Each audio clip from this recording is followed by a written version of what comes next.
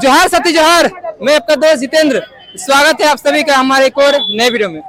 आज बृहद झारखंड कला संस्कृति मंच की ओर से बोकारो जिले में तीसरा बार डहरे करम बेड़ा कार्यक्रम का आयोजन किया गया है, जिसमें बृहद झारखंड से लोग आए, भाषा संस्कृति परंपरागत चीजों को दर्शाए, पारंपरिक गीत गाए, करम नाच जो है किए, बहने माताएं, छोटी छोटी बच्चियां, बड़े बुजुर्ग भी पहुंचे। अभी फिलहाल हमारे बीच दयामे बनवार हैं विजय के एसएम से। जोहार और स्वागत करते हैं। जोहार जोहार जितेंद्र बाबू।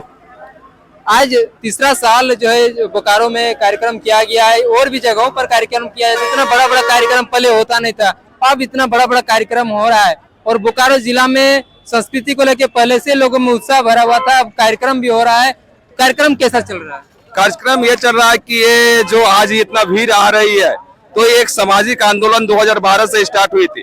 2012 से जो स्टार्ट हुई थी वो सामाजिक आंदोलन पूरे बोकारो में चास चंदन क्यारी बेलियापुर के हर गांव तक ये सामाजिक आंदोलन पहुंची थी। और ये पिछले 10 साल 12 साल जो अपने ग्रामीण इलाके में हमारे सामाजिक कार्यकर्ताओं ने जो मेहनत किया, उसी का रंग ये है कि आज ये किसी रिकॉर्डिंग गाने पे नहीं नाच रहे थे, आज अपने से गाने गा के, अपने से ढोल नगारा बजा के नाच रहे थे। ये सबसे बड़ी बात है, क्योंकि वर्तमान समय में अधिकतर युवा रिकॉर्डिंग गाने, रिकॉर्डेड गाना वो सब पसंद करते हैं, लेकिन रिकॉर्डेड गाना में म्यूजिक अलग रहता है, वो कंप्यूटराइज म्यूजिक रहता है। और हमारे जो पुरखे लोग म्यूजिक का यूज करते थे, जैसे ढोल मादर नगारा ये सब का यूज करते थे, तो उस सब का ज्यादा ये दिख रहा है। ये बहुत पॉजिटिव न्यूज है। हम लोग कुछ कार्यक्रम वगैरह, कुछ फंक्शन वगैरह होता है तो लोग जो डीजे को जो सॉन्ग बजा करके अपना उत्साह जो है करते हैं, लेकिन इतना बड़ा कार्यक्रम हो रहा है और इसमें डीजे में जो डिजिटल सॉन्ग छोड़ करके लोग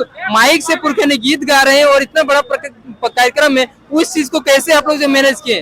क्योंकि आज की आधुनिकता की जो है और भागते हैं, लेकिन माइक में गा करके खुद जो करम नाच कर रहे हैं। हम लोग का टारगेट था, जब से हम लोग इस प्रोग्राम, जैसे पिछले साल ही हम लोग प्रोग्राम किए, पिछले हम लोग 2 साल जो प्रोग्राम किए थे, तो दोनों साल हम लोग इस पे फेलियर थोड़ा बहुत हुए थे।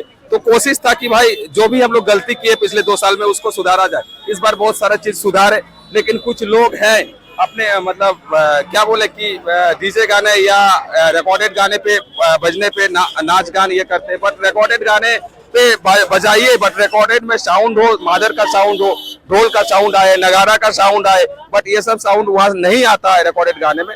और इस भी मतलब हम लोग का यहाँ टारगेट था कि अपना एक नया मोड में साउंड सिस्टम भी रखने का, बट पॉसिबल नहीं हो पाया लास्ट पॉइंट में। और हम लोग का टारगेट ये था कि यहाँ एक अच्छे तरह से विहंगम दृश्य करें। कुछ जो प्लानिंग किए थे, कुछ हुआ कुछ नहीं हुआ, और पिछले 2 साल में जो गलतियां हुई उसको सुधारे। आने वाले समय में और भी इसको और अच्छे ढंग से किस टाइप से करेंगे, व्यवस्था देंगे लोगों को।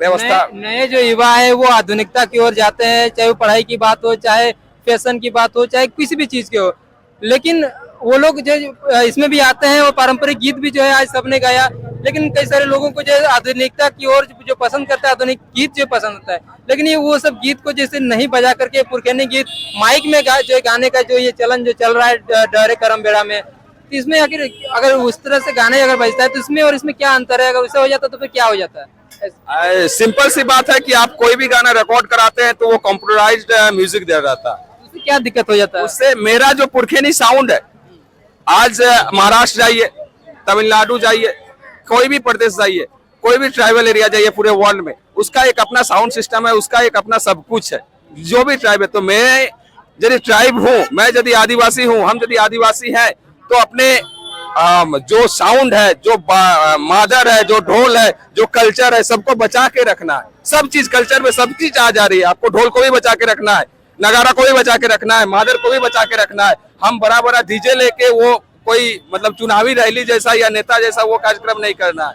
हमको अपना चीज, हर घर में एक मादर चाहिए, हर घर में एक नगारा चाहिए, हर घर में जितने भी वाद्य यंत्र वो रखना बहुत जरूरी है। और उसका साउंड एक अलग साउंड है।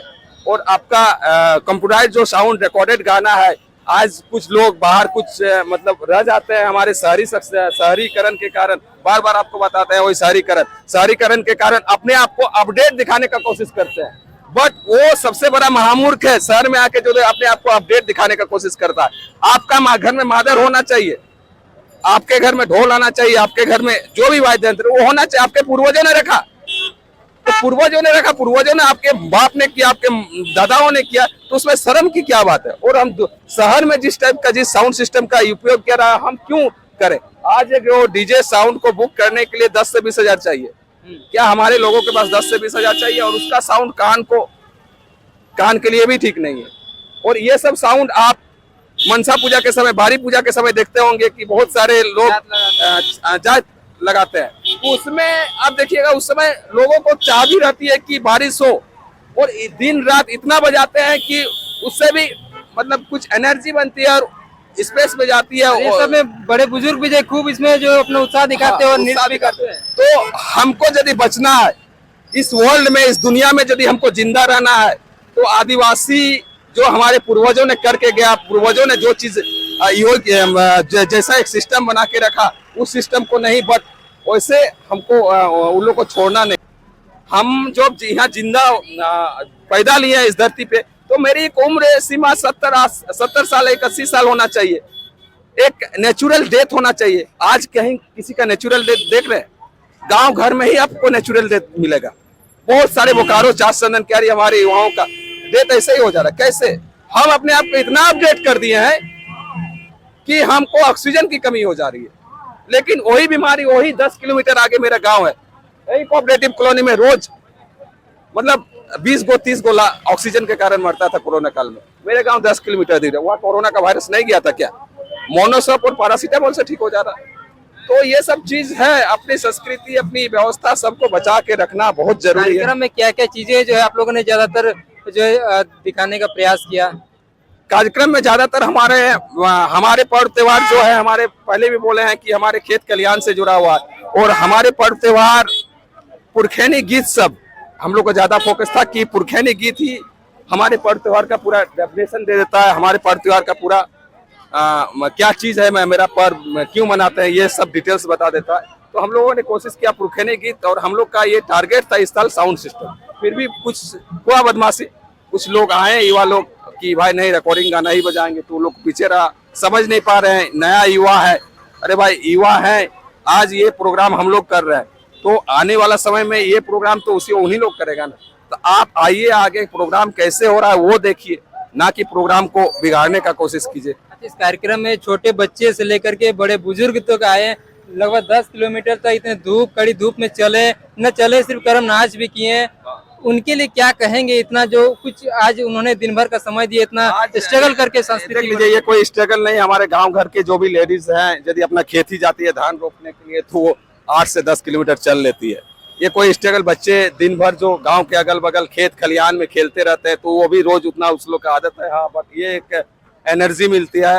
ये जमीन आज जो प्लांट बचा है, कितने गाँव को उजाड़ा गया, वो मतलब बहुत गाँवों को उजाड़ा गया। उसको क्या मिला? 10 डिसमिल जमीन मिला।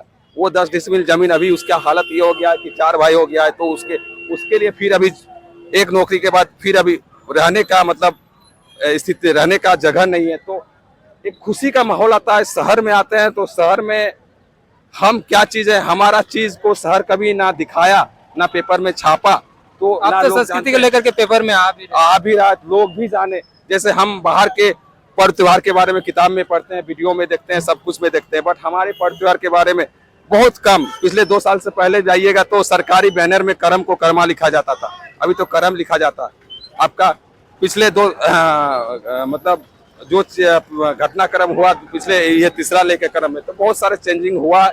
और आने वाले समय में हम लोग भी कोशिश करेंगे इसको और अच्छे बेहतर ढंग से लोगों के सामने रखें और मतलब प्रस्तुत करें। बहुत बहुत धन्यवाद। तो अभी आप लोग सुने थे दयामय बनवार, विजय केशम बिरिया जी, झारखंड कला संस्कृति मंच की ओर से। किस प्रकार का देखिए, किस प्रकार से जो है पारंपरिक चीज, प्राकृतिक चीज, जो टोपी पत्ते से बना हुआ टोपी जो है इस कार्यक्रम में पहन करके आए हुए थे। आज के आधुनिक समय में लोग टोपी खरीदते हैं मार्केट से, लेकिन पहले हमारे जो पूर्वज थे वो इसी प्रकार से वनों में जब जाते थे तो पत्थर टोपी बनाते थे। बाकी सभी का धन्यवाद। जोहार, जय झारखंड, जय झारखंड।